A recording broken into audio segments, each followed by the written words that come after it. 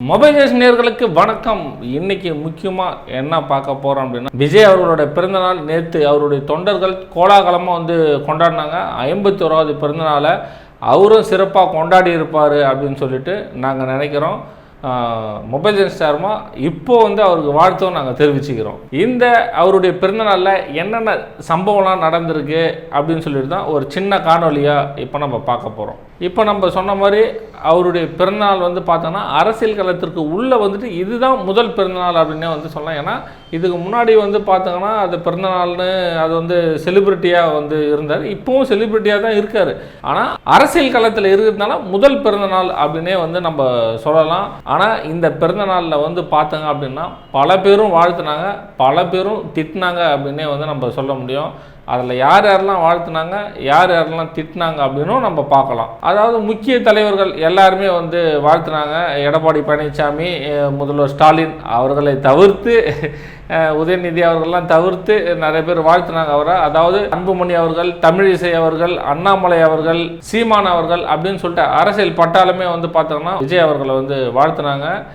யாரெல்லாம் அவரை திட்டினாங்க அப்படின்னு சொல்லி பார்த்தோம் அப்படின்னா அவருடைய தொண்டரும் அவருடைய ரசிகரும் அப்படின்னே சொல்லலாம். ஏன்னா நிறைய பேர் தலைவர்கள் பிறந்த நாள் அப்பெல்லாம் பார்த்தாங்க அப்படின்னா பெரும்பாலும் ஊருக்குலாம் எங்கேயுமே போக மாட்டாங்க. ஏன்னா தொண்டர்களை அந்த டைமில் மகிழ்ச்சியாக வச்சுக்கணும், அவங்கள நம்மளை வாழ்த்துக்களோட சந்திக்க வருவாங்கன்னு சொல்லிட்டு பெரும்பாலான தலைவர்கள் எங்கேயுமே வெளியூருக்கு எங்கேயுமே போக மாட்டாங்க. ஒன்று இருந்தால் வீட்டில் இருப்பாங்க, அப்படி இல்லைன்னா கட்சி ஆஃபீஸில் அது மாதிரி இருப்பாங்க. ஆனால் இவர் எங்கே போனார் அப்படின்னே தெரியல அப்படின்னே நம்ம சொல்லலாம். நேற்று பார்த்தோங்க அப்படின்னா வீட்டு வாசலில் கிட்டத்தட்ட ஒரு 100கணக்கான பேர் தலைவன் வருவான் அப்படின்னு சொல்லிட்டு வெயிட் பண்ணியிருந்த நிலையில் தலைவன் குச்சி மிட்டாய் கூட அங்கே கொடுக்கல அப்படின்னே நம்ம சொல்ல முடியும்.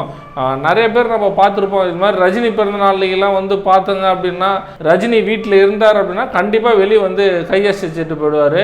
இதை ஒரு செலிபிரிட்டி, அதாவது சினிமா பிரபலங்களை பற்றி சொல்கிற விஷயங்கள் அது மாதிரியாவது ஒரு கையசைத்துட்டு போயிருக்கலாம்.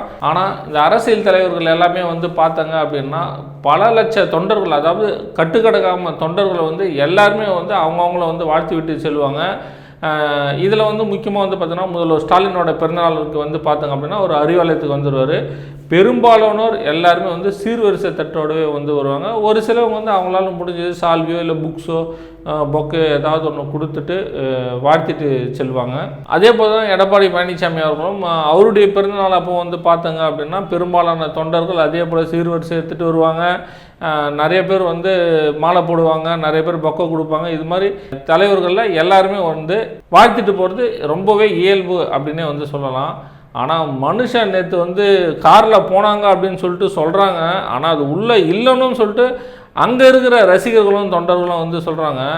இப்போ நாங்கள் எங்கள் வீட்டாண்ட வந்திருக்கோம், ஒரு கையாவது அசைச்சிட்டு போயிருக்கலாம் அப்படின்னு சொல்லிட்டு தான் அவங்களுடைய பெரிய புலம்பல் அப்படின்னு சொல்லலாம். ஒரு தம்பி பார்த்தாங்க அப்படின்னா சேலத்திலிருந்து வந்திருக்காப்புல. சேலத்திலிருந்து வந்துட்டு இது வரைக்கும் நான் யாருக்குமே ஓட்டு போட்டதில்லை, முதல் முறையாக விஜயனாக தான் ஓட்டு போடலான்னு சொல்லிட்டு நினைக்கிறேன்.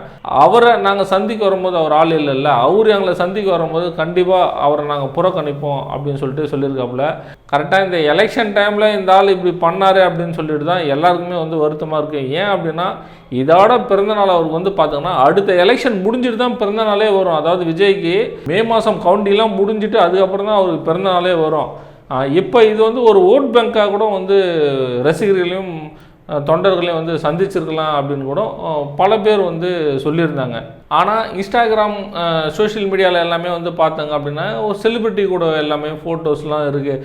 இவரெலாம் எங்களை சந்திக்க வருவாரா, திரிசா கீர்த்தி சுரேஷாக இருந்தால் உடனே போய் சந்திச்சிருப்பார், இவரெலாம் எங்களெல்லாம் பார்க்க வருவாரா அப்படின்னு சொல்லிட்டு கொஞ்சம் நெகட்டிவ் கமெண்ட்ஸும் வர ஆரம்பிச்சிருச்சு.